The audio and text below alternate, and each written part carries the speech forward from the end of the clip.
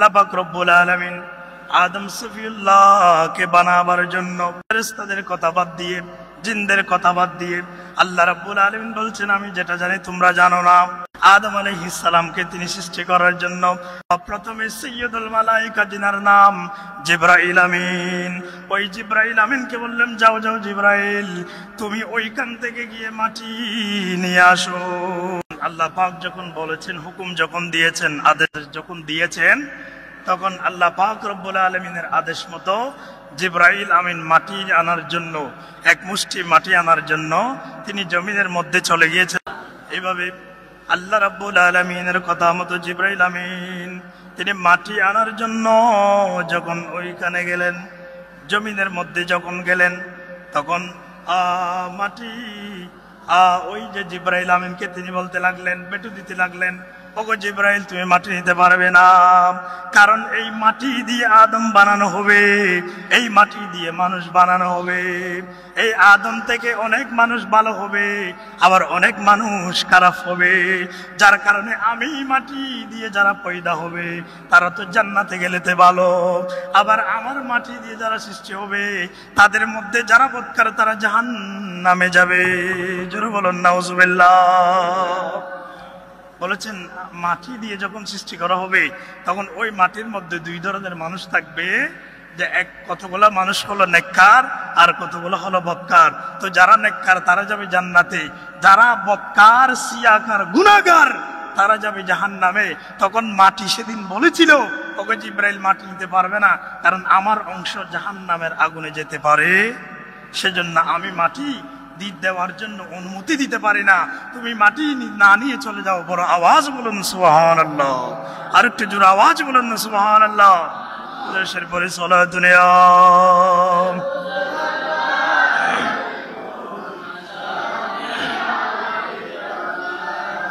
প্যারা হাজিরিন, বলছিলাম এভাবে আল্লাহ পাক রব্বুল আলামিনের কথা মতো সাইয়্যিদুল মালায়েকা তিনি মাটির জন্য গেলেন, তিনি মাটি না এনে আবার চলে আসলেন, কারণ ওই যে মাটি বলেছিল যে আমার মাটি দিয়ে যে সমস্ত মানুষ পয়দা করা হবে ওদেরকে আমি জাহান্নামের আগুনে যেতে দিব না, যার কারণে মাটি নেওয়ার অনুমতি থাকবে না। জোরে বলুন নাউজুবিল্লাহ। এভাবে আদম সফিউল্লাহ তিনি এভাবে মাটি না নিয়ে তিনি আদম আলাইহিস সালামকে বানানোর জন্য সাইয়্যিদুল মালায়েকা রূহুল আমিন জিবরাইল আলাইহিস সালাতু ওয়াস সালাম তিনি মাটি না নিয়ে তিনি আবার ফেরত গিয়েছিলেন। বড় আওয়াজে বলুন না সুবহানাল্লাহ, আরেকটু জোরে বলুন সুবহানাল্লাহ। তো দর্শের পরি সালাতুনিয়া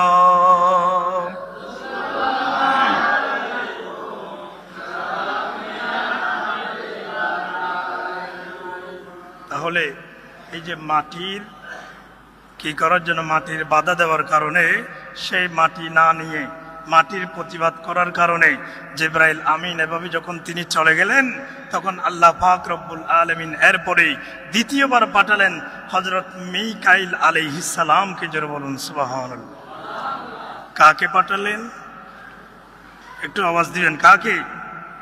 মিকাইল আলাইহিস সালামকে পাঠালেন। এরপরে মিকাইল আলাইহিস সালাম আসার পরে তিনি একইভাবে মাটির প্রতিবাদ দেখে তিনিও চলে গেলেন, তিনিও ফিরে গেলেন। এরপরে আল্লাহ পাক সর্বশেষ ইসরাফিল আলাইহিস সালামকে পাঠালেন। এভাবে ইসরাফিল আলাইহিস সালামকেও ওই মাটি প্রতিবাদ করার কারণে সেই মাটি না নিয়ে আবার ফেরত গিয়েছিলেন। বড় আওয়াজে বলুন সুবহানাল্লাহ, আরেকটু জোরে বলুন না সুবহানাল্লাহ। তাহলে এই মাটি দিয়ে কাকে বানানোর জন্য আপনাদের খেয়াল আছে?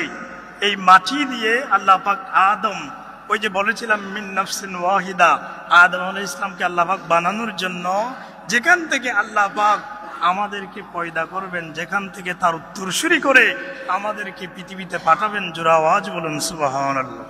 বড় বড় ফেরেশতা চারজনের মধ্যে যখন তিনজনই যখন ব্যাগ গিয়েছিলেন, তিনজনই যখন ফেরত গিয়েছিলেন, তখন আল্লাহ পাক রব্বুল আলামিন সর্বশেষ জিনাকে পাঠালেন। তিনার নাম হলো হযরত আজরাইল আলাইহিস সালাতু ওয়াস সালাম, যিনাকে আমরা সকলেই জানি, যিনাকে বলা হয় মালাকুল মউত। এবার ওই মালাকুল মউতকে পাঠিয়েছেন। বড় আওয়াজে বলুন সুবহানাল্লাহ, আরেকটু জোরে বলুন না সুবহানাল্লাহ। সর্বশেষ কোন ফেরেশতাকে পাঠালেন খেয়াল আছে আপনাদের? সর্বশেষ আল্লাহ পাক রব্বুল আলামিন ওই যে মালাকুল মউত জিনাকে হযরত আজরাইল বলা হয়, ওই আজরাইল আলাইহিস সালামকে আদম বানানোর জন্য মাটি আনার জন্য পাঠালেন। বড় করে বলুন সুবহানাল্লাহ। কাকে পাঠালেন? এভাবে আল্লাহ পাক রব্বুল আলামিন তিনারা তিনজন ফেরেশতা যখন চলে গিয়েছে, চলে যাওয়ার পরে সর্বশেষ আল্লাহ পাক রব্বুল আলামিন হযরত আজরাইল আলাইহিস সালামকে যখন তিনি পাঠালেন, আজরাইল আলাইহিস সালাম যখন এভাবে মাটি নেওয়ার জন্য তিনি যখন এভাবে মনস্থ করলেন, তখন সাথে সাথে ওই মাটি আগের তিনজন ফেরেশতাকে যেভাবে কথা বলেছিল, যেভাবে বেটু দিয়েছিল, ঠিক সেভাবে বাধা দিয়েছিল। যার কারণে হযরত আজরাইল আলাইহিস সালাতু ওয়াস সালাম তিনি ওই মাটির কথা না শুনে তিনি এইভাবে মুষ্টি মেরে মাটি নিয়ে এসেছেন। জোরে বলুন, আরেকটু জোরে বলুন সুবহানাল্লাহ। তিনি এবার কি শুনে নাই? ওই যে তিনজন ফেরেশতা তাদেরকে যে বলা হয়েছে যে মাটি নিতে পারবে না, কারণ মাটি নিলে মাটির মধ্যে যে সমস্ত মানুষ বানানো হবে তাদেরকে জাহান্নামের মধ্যে, তারা জাহান্নামে যাবে আর কিছু জান্নাতে যাবে, সেজন্য আমি মাটির অংশ জাহান্নামে যেতে পারবে, এই কথা বলে ঠিক একইভাবে হযরত আজরাইল আলাইহিস সালামকে যখন এভাবে তিনি যখন প্রতিবাদ শুরু করে দিলেন, এভাবে যিনি যখন প্রতিহত শুরু করে দিলেন, তখন আজরাইল আলাইহিস সালাম তিনি বললেন যে আমি যদি মাটি না নিয়ে চলে যাই, আল্লাহ পাক রব্বুল আলামিন আমাকে আদেশ দিয়েছেন মাটি আনার জন্য, যিনি আমাকে পয়দা করেছেন, এমনকি তোমাকেও যিনি পয়দা করেছেন ওই রব্বুল আলামিন আমাকে আদেশ করেছে, আমি যদি মাটি না নিয়ে যদি চলে যাই তাহলে আমি কিয়ামত পর্যন্ত নাফরমান হয়ে যাব। জোরে বলুন নাউজুবিল্লাহ। আমি কি হয়ে যাব? আমি নাফরমান হয়ে যাব। কারণ আল্লাহর কথা না শোনার কারণে, আল্লাহর কথা না মানার কারণে আমি কি হয়ে যাব? নাফরমান হিসেবে আল্লাহর দরবারে লিপিবদ্ধ হয়ে যাব। সেজন্য তোমার কথা শোনার দরকার নাই। সেজন্য আমি এসেছি যে তোমার এই আল্লাহ পাক রব্বুল আলামিন যে এক মুষ্টি মাটি নেওয়ার জন্য বলেছেন, সেই মাটি নিয়ে আমি এখান থেকে যাব। বড় আওয়াজ বলুন সুবহানাল্লাহ। কি নিয়ে যাব? মাটি নিয়ে যাব। তো এখন হযরত আজরাইল আলাইহিস সালাম তিনি তো নাচুর বান্দা, তিনি তো বলেছেন যে না, মাটি আমাকে নিতেই হবে, কারণ আল্লাহ পাক অর্ডার দিয়েছেন। যারা বলেন কে দিয়েছেন? অর্ডার দিয়েছেন আল্লাহ। সেজন্য আমাকে মাটি নিয়ে এখান থেকে যেতে হবে। সেজন্য মাটি যখন নিতেই হবে, তখন মাটি আরেকটা শর্ত দিলেন, বলেন যে ওগো মালাকুল মউত, তুমি যেহেতু সর্বশেষ এসেছো মাটি আনার জন্য, তুমি যেহেতু সবার শেষে এসেছো, যে তুমি যেহেতু আল্লাহ পাক রব্বুল আলামিনের কথা যেহেতু মানবে, আল্লাহ পাক রব্বুল আলামিনের কথা যেহেতু তোমাকে মানতে হবে, সেজন্য তিনি বললেন আমি মাটি দিতে রাজি আছি। কে বললেন? মাটি বললেন আমি কি দিতে? তুমি মাটি নিতে পারবে এক শর্ত, তবে যেই মাটিগুলা তুমি যেই মুষ্টি দিয়ে তুমি মাটি নিবা, ওই মুষ্টি পরিমাণ মাটিগুলা সেগুলা আবার আমাকে ফেরত দিতে হবে। বড় আওয়াজ বলুন সুবহানাল্লাহ। ফিদরশের পরে সালাতুন ইয়া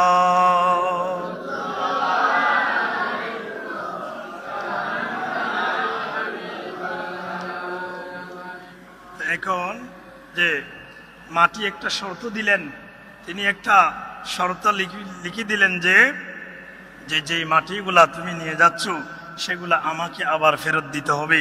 তখন এর জবাবে হযরত আজরাইল আলাইহিস সালাতু ওয়াস সালাম বললেন যে ওগো মাটি শোনো, তোমার যেই মাটিগুলা আমি নিয়ে যাচ্ছি সেই মাটিগুলা আমি তোমাকে এভাবেই ফেরত দিব যে যেই মাটি দিয়ে, যেখানকার মাটি দিয়ে যেই মানুষগুলা বানানো হবে, যেই মানুষগুলা পয়দা করানো হবে, যেই মানুষগুলা সৃষ্টি করা হবে, সেই মানুষগুলাকে আবার তোমার ভিতরে দাফনের মাধ্যমে, কবর দেওয়ার মাধ্যমে তোমাকে আবার মাটিগুলা ফেরত দেওয়া হবে। জোরে আওয়াজ বলুন সুবহানাল্লাহ। আরেকটু জোরে বলুন না সুবহানাল্লাহ। বলেছেন যে কি মাটিগুলা যেহেতু ফেরত দিতে হবে, তখন হযরত আজরাইল আলাইহিস সালাম বললেন যেই জায়গার, যেই স্থানের মাটি নিয়ে মানুষকে পয়দা করা হবে তাদেরকে সেই স্থানে দাফন করা হবে। এমনকি সেই জায়গার মধ্যে দাফন করার মাধ্যমে, দাফন করার বদৌলতে তোমাকে আবার তোমার মাটি তোমাকে আবার ফিরিয়ে দেওয়া হবে। বড় আওয়াজ বলুন সুবহানাল্লাহ। তাহলে এভাবে হযরত আজরাইল আলাইহিস সালাম তিনি আদমকে বানানোর জন্য, হযরত আদম সফিউল্লাহকে বানানোর জন্য যে তিনি এভাবে এক মুষ্টি করে তিনি এভাবে মাটি নিয়ে গেলেন। কিতাবের মধ্যে এসেছে যে কিতাবের জাফরুল মুফাসসিলিন কিতাবের মধ্যে এসেছে যে হযরত আজরাইল আলাইহিস সালাম এভাবে তিনি যখন এক মুষ্টি যখন এভাবে মাটি নিলেন, ওই মাটির মধ্যে দেখা যায় কয়েক প্রকার মাটি। জোরে বলুন সুবহানাল্লাহ। কয়েক প্রকার, সেখানে দেখা যায় লাল আছে, কালা আছে, সাদা আছে, এভাবে নরম আছে, আর কিছু শক্ত আছে, আর কিছু এভাবে কাদা আছে। বিভিন্ন শ্রেণীর মাটি ওই যে হযরত আজরাইল আলাইহিস সালামের মুষ্টির মধ্যে পাওয়া যায়। একটু জোরে বলুন না সুবহানাল্লাহ। সেজন্য কিতাবের মধ্যে এসেছে যে এই মাটি রং বেরঙের হওয়ার কারণ হলো যে যে সমস্ত মাটি কালা, ওই সমস্ত মাটির মাধ্যমে যে মানুষ পয়দা করা হয়েছে তার একটু কালো শ্রেণীর হয়। জোরে বলুন সুবহানাল্লাহ। এবং যে সমস্ত মাটি লাল তারা তাদের গায়ের রং ফর্সা হয়। এমনকি আল্লাহ পাক রব্বুল আলামিন যে সমস্ত নরম মাটি দিয়ে যাদেরকে পয়দা করেছেন তাদের শাখসিয়ত এবং তারা হলো নরম স্বভাবের মানুষ। জোরে বলুন সুবহানাল্লাহ। এবং যাদেরকে শক্ত মাটি দিয়ে বানানো হয়েছে তারা একটু শক্ত স্বভাবের। সেভাবে আল্লাহ পাক রব্বুল আলামিন আমাদেরকে পয়দা করেছেন। জোরে বলুন সুবহানাল্লাহ। এভাবে আদম আলাইহিস সালামকে বানানোর জন্য তিনি যখন মাটি নিয়ে গেলেন, তখন মাটি নিয়ে যাওয়ার পরে সেই মাটিগুলা আল্লাহ পাক রব্বুল আলামিন আজরাইলকে বললেন, ওগো আজরাইল, তুমি যেহেতু মাটি নিয়ে এসেছো, ওই মাটিগুলা তুমি এখন ওই যে যেখানে দুনিয়ার জমিনের মধ্যে যেখানে হানে কাবা আছে, ওই হানে কাবার পাশে ওই হানে কাবার জায়গার মধ্যে তুমি মাটিগুলা সেখানে রেখে দিয়ে আসো। জোরে বলুন সুবহানাল্লাহ। কোথায়? হানায়ে কাবা যেখানে হবে সেখানে তুমি কি মাটিগুলো রেখে দিয়ে আসো। কারণ এখনো হানায়ে কাবা তৈরি হয় নাই। কারণ আদম আলাইহিস সালাতু ওয়াস সালাম তো তিনি এসেই তো হানায়ে কাবা তৈরি করেছেন, ঠিক কিনা? একটু জোরে বলুন না, ঠিক কিনা? আল্লাহ পাক আমাদের প্রত্যেককে বোঝার তৌফিক দান করুন, আমিন। আল্লাহ পাক রব্বুল আলামিন হযরত আজরাইল আলাইহিস সালামকে তিনি যখন এভাবে মাটিগুলো ওখানে রাখতে বললেন, কিতাবের মধ্যে এসেছে মাটিগুলা সেখানে রাখতে রাখতে রাখতে একেবারে ৩৯ দিন পর্যন্ত হয়েছে। এমনকি ৩৯ দিন পর্যন্ত আল্লাহ পাক রব্বুল আলামিন প্রগলভাবে বৃষ্টি নাজিল করে ওই মাটির মধ্যে যেগুলা কাদা আছে, যেগুলা নোংরা আছে, যেগুলা ময়লা আছে, সেগুলা আল্লাহ পাক 39 দিন পর্যন্ত ধুয়ে ধুয়ে পরিষ্কার করে ওই পানির মাধ্যমে, বৃষ্টির মাধ্যমে সেই ময়লাগুলো পরিষ্কার করেছেন। এমনকি এভাবে বৃষ্টি হতে হতে যখন 40 দিন যখন পূর্ণ হয়ে গেছে, তখন দেখা যায় ওই মাটি থেকে সাদা পানি বের হয়ে যাচ্ছে। জোরে বলুন সুবহানাল্লাহ। কি পানি? 39 দিন পর্যন্ত কাদা মাটি থেকে, ওই মাটি থেকে কালো নোংরা পানি বের হয়েছে। এভাবে তিনি যখন আল্লাহ পাক রব্বুল আলামিন এভাবে বৃষ্টি নাজিল হতে হতে, বৃষ্টি বর্ষণ হতে হতে যখন একেবারে 40 দিন হয়ে গেছে, তখন 40 দিন পর দেখা যায় ওই মাটি থেকে কতগুলা সাদা, একেবারে দবদবে সাদা পানি বের হয়ে গেছে। বড় আওয়াজ বলুন সুবহানাল্লাহ। এখন আল্লাহ পাক রব্বুল আলামিন ওই পানি, ওই মাটিগুলাকে পরিষ্কার করার পরে আল্লাহ পাক রব্বুল আলামিন হুকুম দিলেন ওই মাটিকে কি করার জন্য, সেখানে আলাদা করে রাখার জন্য। আবার রৌদ্রে যখন সেগুলো যখন বৃষ্টি যখন ভিজে গেছে, সেগুলা রোদে শুকার দরকার আছে না নাই? একটু জোরে বলুন না, আছে না নাই? তাহলে এভাবে আল্লাহ পাক রব্বুল আলামিন সেগুলা রোদে শুকানোর জন্য হযরত আজরাইলকে হুকুম দিলেন। এভাবে শুকানোর পরে এরপরে আল্লাহ পাক শুকানোর পরে 40 দিন পরে একটা আদম আলাইহিস সালামের একটা খামির বানিয়েছেন। জোরে বলুন সুবহানাল্লাহ। কি বানিয়েছেন? মাটির একটা হামির বানিয়েছেন। এখনো পর্যন্ত সেখানে কি দেয় নাই, সেখানে এখনো পর্যন্ত রু দেওয়া হয় নাই, এখনো পর্যন্ত সেখানে রু ঢুকানো হয় নাই। এখনো মাত্র বানিয়েছে আদমের একটা অবয়ব। জোরে বলুন সুবহানাল্লাহ। তো এইভাবে সেখানে যখন বানানো হয়েছে, তো বানানোর পরে সেখানে সেটা যখন একেবারে পাকাপোক্ত হয়ে গেছে, তখন সেটা পরিদর্শন করার জন্য, সেটা ঠিকঠাক হয়েছে কিনা সেটা দেখভাল করার জন্য আল্লাহ পাক পাঠিয়েছেন তাদের ফেরেশতাদেরকে। জোরে বলুন সুবহানাল্লাহ। তখন ফেরেশতাদেরকে যখন এভাবে পাঠালেন, তখন ফেরেশতার সাথে সাথে ওই যে ইবলিস, যিনি বেটু দিয়েছিল, যিনি বাধা দিয়েছিল, সেই ইবলিসও সেখানে ভিতরে ঢুকে গিয়েছিল। ওই আদম আলাইহিস সালামের হামির ভিতরে ঢুকে গিয়েছিল, যার কারণে সেখানে ঢুকে দেখা যায় ওই আদম আলাইহিস সালামের হামির মধ্যে অন্ধকারে পরিপূর্ণ হয়ে গেছে, তখন তারা সেটা আল্লাহকে বলেছেন। আল্লাহ পাক রব্বুল আলামিন সেখানে আমার নবীর নূর দিয়ে, আমার রাসূলের নূর দিয়ে সেই আদমের সেই হামিরকে, অন্ধকারকে দূর করে সেখানে আলোকিত করে দিয়েছেন। বড় আওয়াজ বলুন সুবহানাল্লাহ। কার মাধ্যমে? আমার নবীর মাধ্যমে। আমার নবীর নূর দেওয়ার মাধ্যমে দেখা যায় সেই আদমের হামি যেটা আছে সেটা ভিতরে একেবারে জলমল আলোকিত হয়ে গেছে। জোরে বলুন সুবহানাল্লাহ। তখন এভাবে তারা যখন সেখানে দেখতে পেলেন, যখন এভাবে সেখানে ঢুকে তারা দেখতে পেলেন আদম আলাইহিস সালামের বাম পাশে একটা প্রকোষ্ঠ দেখা যায়। সেই প্রকোষ্ঠের মধ্যে তারা যখন পরিদর্শন করতে গেলেন, তখন সেখানে সাথে ইবলিশ ছিল।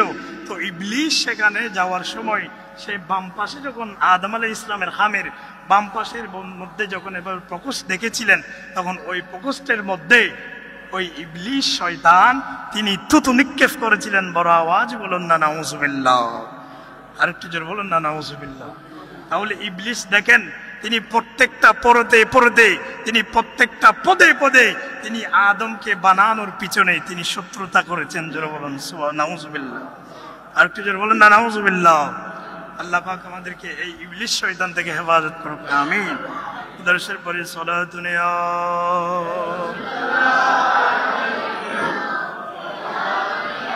যাক প্যারা হাজিরিন। তো এভাবে আল্লাহ পাক রব্বুল আলামিন সেখানে রূহ ঢুকিয়ে দিলেন। এভাবে রূহ ঢুকিয়ে দেওয়ার পরে রূহটা যখন ঢুকিয়ে দেওয়ার পরে আদম আলাইহিস সালামের সেই অবয়বটা যখন একেবারে চঞ্চল হয়ে গেল, সেটা যখন চঞ্চল হয়ে গেল, তখন আল্লাহ পাক ফেরেশতাদের সামনের দিকে এগিয়ে দিলেন। তখন আল্লাহ পাক বললেন, ওগো আদম তুমি যাও, ওখানে যারা আছে, যে সমস্ত মালাইকা আছে, তুমি তাদেরকে গিয়ে সালাম দিয়ে আসো। জোরে বলুন সুবহানাল্লাহ। এভাবে তারা সালাম দিলেন। সালাম দেওয়ার পরে আদম আলাইহিস সালাম যখন তাদেরকে সালাম দিলেন, সালাম দেওয়ার পরে তারা জবাব দিলেন ওয়া আলাইকুমুস সালাম ওয়া রাহমাতুল্লাহি ওয়া বারাকাতুহু। আল্লাহ পাক রব্বুল আলামিন তাদেরকে বলে দিয়েছেন, কিয়ামত পর্যন্ত, যতদিন পর্যন্ত কিয়ামত হয় নাই ততদিন পর্যন্ত একজন বান্দা অপর বান্দাদের মধ্যে যখন দেখা হবে, যখন সাক্ষাৎ হবে, তাদের কথা বলার আগে সর্বপ্রথম তারা শুরু করবে সালাম দিয়ে। জোরে বলুন সুবহানাল্লাহ। আরেকটু জোরে বলুন না সুবহানাল্লাহ। এইভাবে আল্লাহ পাক রব্বুল আলামিন আদম সফিউল্লাহকে বানালেন। সেই আদম আলাইহিস সালাতু ওয়াস সালাম থেকে আল্লাহ পাক আমাদের প্রত্যেককে সৃষ্টি করেছেন। যার কারণে আল্লাহ পাক আজকের খুতবার মধ্যে এই যে আল্লামা ইবনে নবাত রাহমাতুল্লাহ আলাই তিনি এই যে সূরা আনআমের ৯৬ নম্বর আয়াত এনে তিনি এটাই বুঝিয়েছেন। আল্লাহ পাক রব্বুল আলামিন বলছেন যে ওয়াহুয়াল্লাযী আনশাআকুম, তিনি সেই মহান প্রভু যিনি আল্লাযী আনশাআকুম মিন নাফসিন ওয়াহিদা, যিনি তোমাদেরকে একজন ব্যক্তি থেকে, একজন নফস থেকে, একটি মাত্র নফস থেকে আল্লাহ পাক তোমাদের প্রত্যেককে সৃষ্টি করেছেন। জোরে বলুন সুবহানাল্লাহ।